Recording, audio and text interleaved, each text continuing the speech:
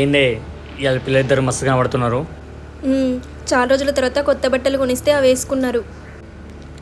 ఓ కొత్త బట్టలా? మరి పైసలు ఎక్కడి? ఎంత పెట్టి కొన్నావు? ఎందుకు ఇప్పుడు చెప్తే ఫీల్ అవుతావు. ఎందుకు ఫీల్ అవుతా? ఓయ్ చెప్తావా? వాళ్ళకు కొనిచ్చిన బట్టల రేట్ ఎంత?